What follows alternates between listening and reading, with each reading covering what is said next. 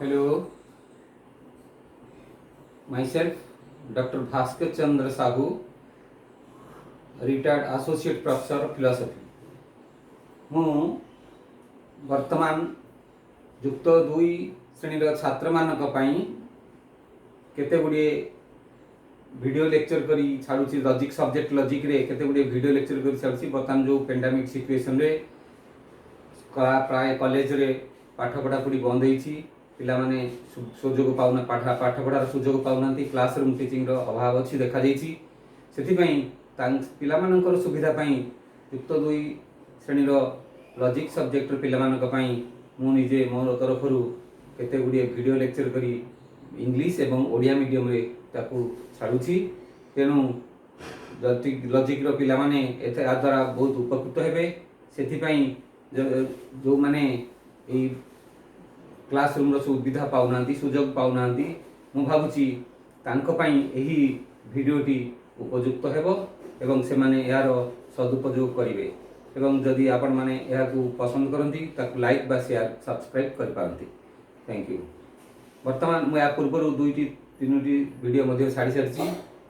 ଆଉ English Odia inference observation conversion obversion ଏ ବିଷୟରେ ଭିଡ଼ିଓ ଛାଡ଼ି ସାରିଛି। ବର୍ତ୍ତମାନ ଆଜି ମିଡ଼ିଏଟ୍ ଇନଫରେନ୍ସ ପରେ ମୁଁ ବର୍ତ୍ତମାନ ଏଇ ଭିଡ଼ିଓଟି ମୁଁ ମିଡ଼ିଏଟ୍ ଇନଫରେନ୍ସ ଉପରେ କହିବାକୁ ଚାହୁଁଛି। ବର୍ତ୍ତମାନ ଆମେ ଆରମ୍ଭ କରିବା ମିଡ଼ିଏଟ୍ inference, that is called syllogism. Mediate inference. Mediate inference is called syllogism.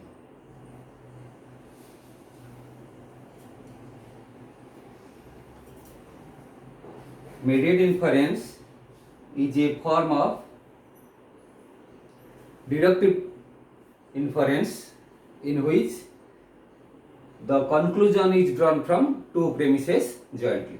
It is a kind of deductive inference of which the conclusion is drawn from two premises jointly. For example, all men are rational,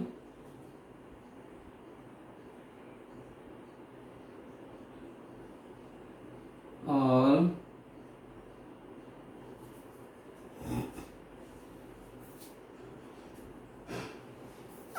some students are men,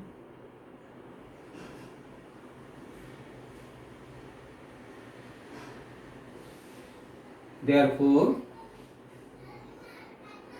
some students are rational. You see, this is a mediate inference. Here the conclusion, there are two premises and one conclusion. This conclusion, some students are rational, this is not directly follows from either from this premise or from this premise. This conclusion is drawn by taking both the premises taken together. So jointly these two premises imply the conclusion. Here this is a syllogism, and this syllogism consists of three propositions and three terms, and each these three propositions, out of the three propositions, these two are called premises, and these two are called premises, and this last one is called the conclusion. So it consists of three propositions, and it also consists of three terms: men, rational, and students. Three propositions and three terms.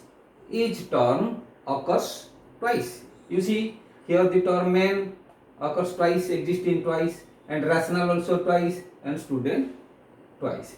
These are the three propositions, and the syllogism consists of three propositions and three terms. And these are the basic characteristics of a syllogism. It consists of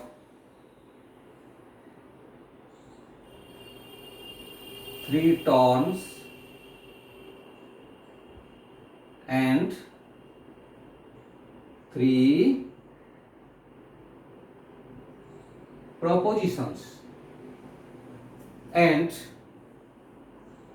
the second is it is hypothetical in nature. It is hypothetical in nature.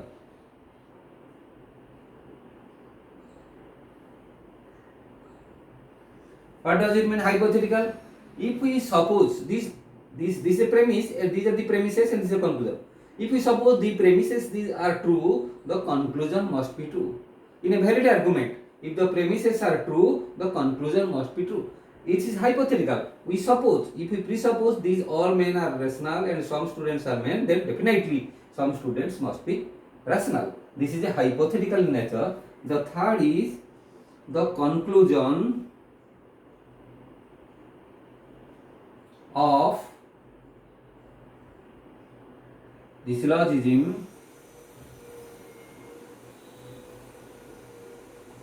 is less general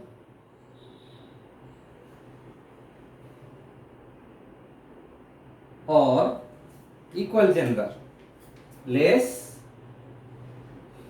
is equal or less general. Equal or less general than the premises. The conclusion is will never more general than the premises. The conclusion is less general or equal general. If we write all men are rational, all students are men, all students are rational, this will be equal general. If we write some, then the conclusion is less general than the premises. Either it is equal general than the premise with the premises, or it is less general than the premises. These are the basic characteristics of this syllogism. And now we will discuss the structure of syllogism, how this syllogism is structured and composed. That we will discuss. This consists of, first it consists of three terms.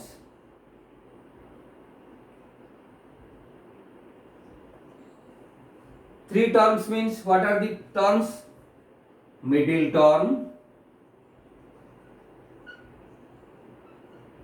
major term,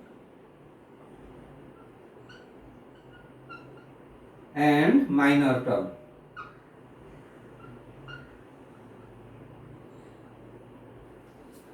Here middle term, major term, and minor term. You see, these are the three terms. Man is one term, rational is another term, and student is another. These are the three terms. Each term occurs twice. Man occurs twice, rational occurs twice, student occurs twice. These three terms occurs twice. So these are the three terms: middle term, major term, and minor term. Now, what is middle term? Middle term. Which is the middle term? Middle term means, the definition of middle term is which occurs in both the premises. These are the premises. In the premises, the common term means which occurs in both the premises. Here main term occurs in both the premises. So main is the middle term. Middle term means which occurs in both the premises. Which occurs in both the premises. Both premises. Which occurs both the premises. So man is the middle term. Here man is the middle term. And what is the major term? The predicate of the conclusion is always will be the major term. The predicate of the conclusion is the rational. That is the major term. Predicate of the conclusion, that is the major term. Then the minor term, the subject of the conclusion. Subject of the conclusion. Subject of the conclusion is the minor term. The middle term occurs in both the premises, or which is the common to both the premises, and major term is the predicate of the conclusion, and minor term is the subject of the conclusion. Here middle term, man is the middle term, and rational is the man is the middle term, and rational is the minor term, and student is the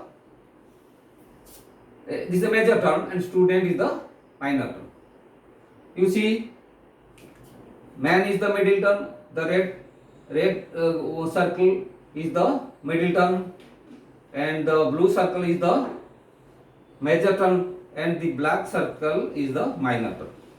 Middle term is common to both the premises, and minor term is the predicate of the conclusion and subject of the conclusion, the minor term. This is the major term. Is major term, each term occurs twice. Middle term occupies two places in the premises, and major term occurs in the conclusion and in the premise, and minor term also occurs in the conclusion and in the premise, one premise. This is the middle, major and minor term. Now we will discuss what is the role of these terms. Why we call it as middle term, what is the role of middle term, what is the major term and minor term. That we will discuss.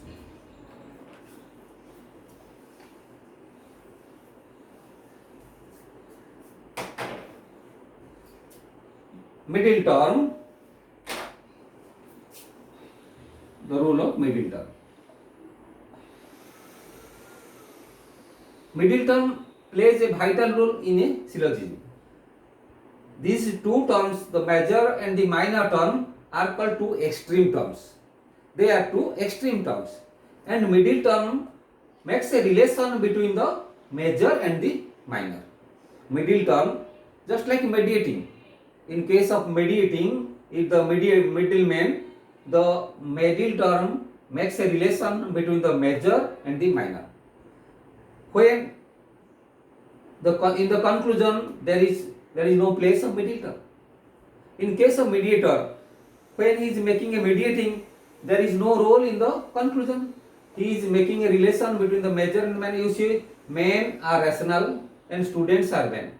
There is a relation between men with the rational term and men with the student term. Through middle term, the students and rational are related. These two, major and the minor term, are related. That is expressed in the conclusion. In the conclusion, there is no middle term. There is no role in middle term. Only middle term is mediating the relation between the major with the minor. Then the work of middle term is over. Then this is called about in the conclusion. There is no place. So conclusion expresses the relation between the major and the minor term. This is all about the middle term. And the major term is the major and minor. These are the two extreme terms. Then we will discuss about the three premises. We take the name for the middle term.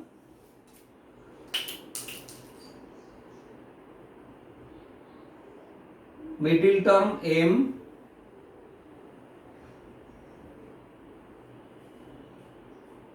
and major term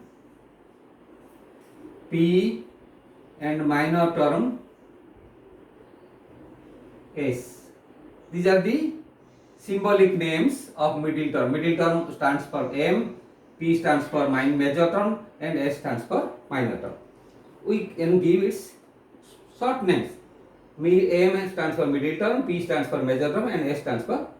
In the further arguments, we can instead of middle term, we can write M, major term P, minor term S. In this symbolic examples, these are the three terms: middle, major, minor. And regarding the three propositions, what are the three propositions? The three propositions are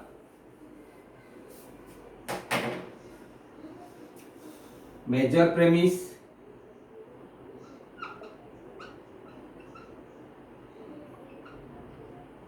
minor premise, and conclusion.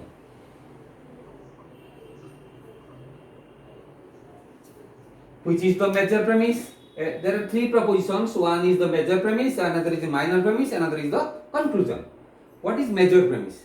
The major premise in which the major term occurs, where the major term occurs. Always middle term occupies two places in the premises.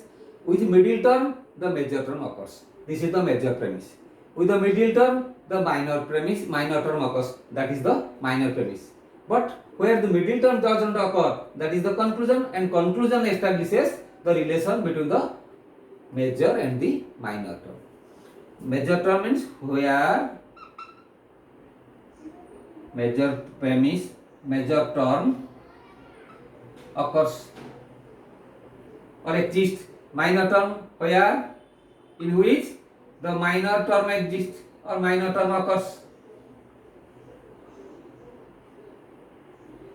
Conclusion the establishes the relation between the conclusion establishes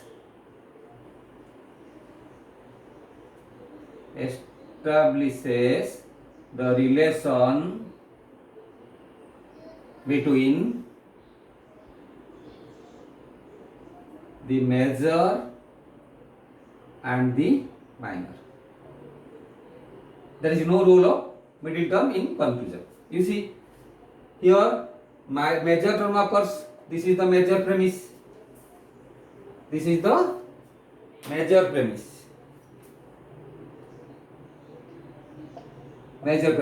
And this is the minor premise, and this is the conclusion. This is major premise, this is minor premise, and this is the conclusion. Here major term occurs, here minor term occurs with the middle term, and in conclusion there is no middle term, only major and the minor term. This is all about the three propositions. This is the structure of syllogism. This is all about three propositions: middle term, major term, and minor term, major premise, minor premise, and the conclusion.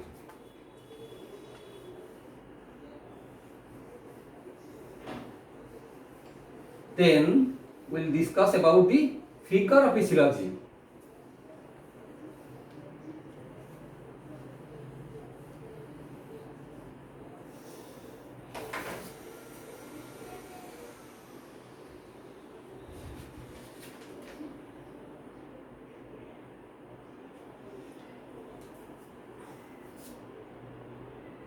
All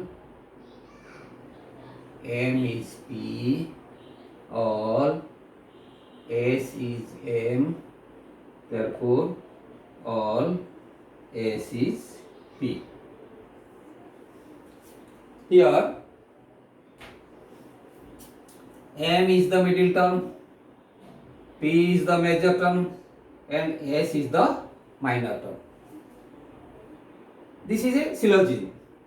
Now we can decide the figure of a syllogism. How could we determine the figure of a syllogism? The figure of a syllogism can be determined by the position of the middle term. Here you see the middle term occupies the subject in the this is major premise, and this is minor premise, and this is the conclusion. Middle term occupies the subject in the major premise and predicate in the minor premise. We can also change the place also. We can change, instead of M, we can also may write like this. We may write like this. P is M. The place of middle term can be also be like this. And similarly, we can also change the place of middle term here. M, S, like this. Similarly, we can change the place of middle term from this different places. There are only 4 places. Middle term can be changed these 4 places. Accordingly, there are 4 figures. The syllogism has only 4 figures. There are 4 figures. There are 4 figures.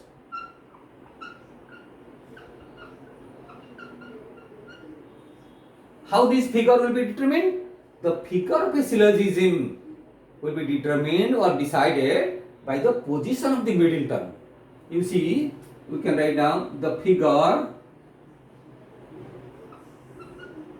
of a syllogism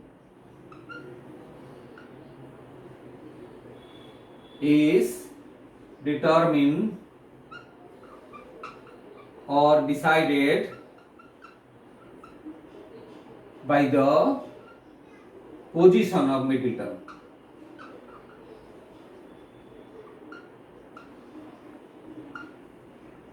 By the position of middle term. The middle term can be subject in both the premises or predicate in both the premises, subject in the major premise and predicate in the minor premise, predicate in the major premise and subject in the minor premise. In this way, we can change the place of middle term. Accordingly, there are 4 figures. There are 4 figures. What are the 4? First figure, second figure, third figure and fourth figure. These are the 4 figures. First figure, second figure, third figure and fourth figures. And what will be the position or what are the position of different figures? That will be determined. How the figures will be determined. You see.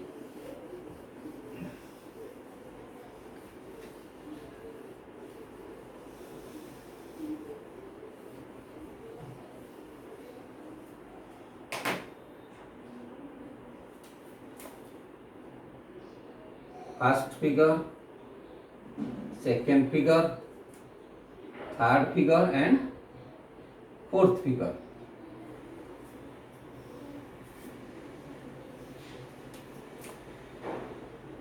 MP, SM, SP, PM, SM, SP, MP, MS, SP, PM, MS, SP. This is the first figure, second figure, third figure and fourth figures. This is the position of middle term in different 3 figures. You see, this is the middle. We are establishing the relation between the major and minor through middle term. The relation will be like this. Through middle term, we are establishing. This will be like this. Through middle term, we are establishing the relation to the minor term. Through middle term, we are establishing the relation like this. In this way, you see. These are the relation between major and the minor through middle term. Always conclusion, always major term occupies the place of predicate place in the conclusion. You see, P is the major term, S is the minor term, M is the middle term. Always, in all the 4 figures, predicate is the major term, subject is the minor term. In all the 4 figures, middle term it changes its place. Middle term occupies in the first figure, subject in the major premise and predicate in the minor premise. Here in the second figure, middle term occurs, predicate place in both the premises, and in the third figure, middle term occupies in the subject place in both the premises, and in the fourth figure, middle term is the predicate in the major premise and subject in the minor premise. These are the 4 figures. Then the moods, figure and moods. This is the figure. Then mood.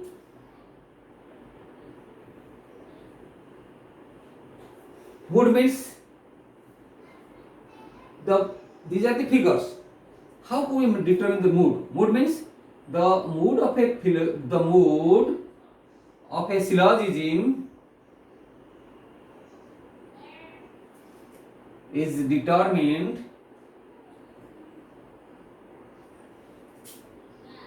by the quality and quantity of its constituent propositions.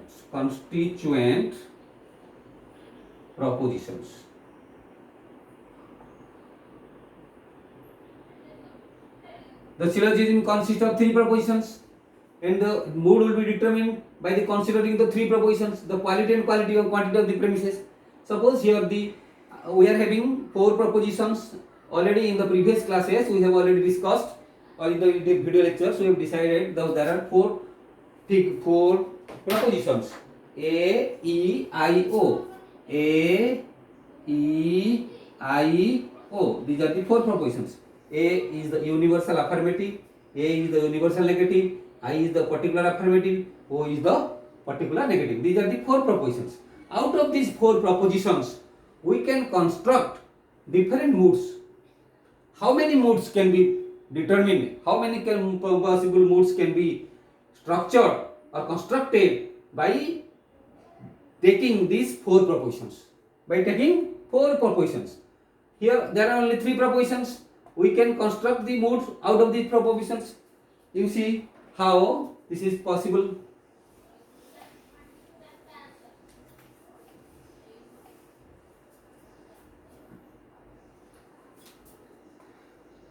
A, E, I, O. Sorry. A, E,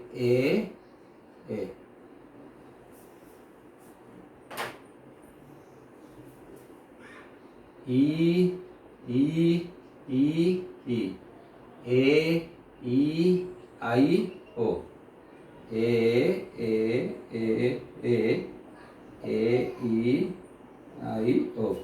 তারপরে I, A, E, I, O. O, A, E, I, O. These are the combinations. A means here, A means suppose here if the first means the major premise is A, minor premise A. Then whatever we will deduce the conclusion.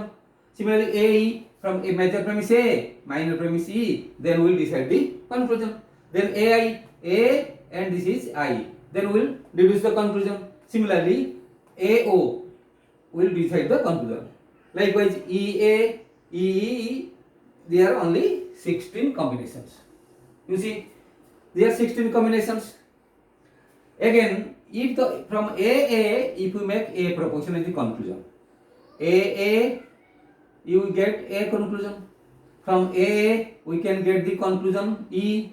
From AA, we can get the conclusion I. From AA, we can get the conclusion O. We can conclusion O. A. From AA, we can get A. From A, we can get E. From EI or from O. Then from AA, we can get A or I or O.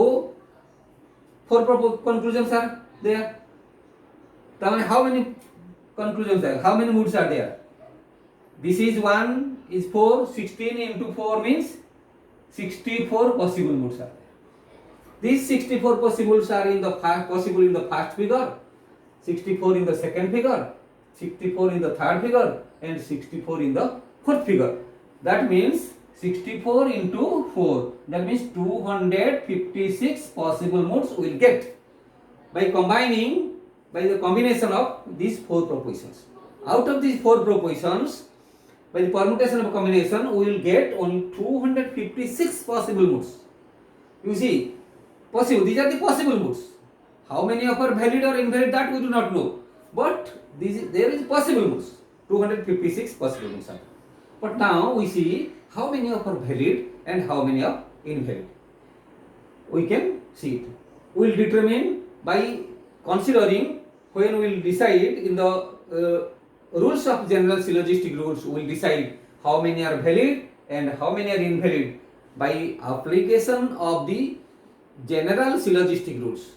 There are 10 general syllogistic rules that we will discuss in the next video lecture. This is only about figure and mood of syllogism. In the next video lecture, we will discuss about the construction of valid, about the rules, general syllogistic rules. What are the rules which is applicable for the construction of a valid syllogism?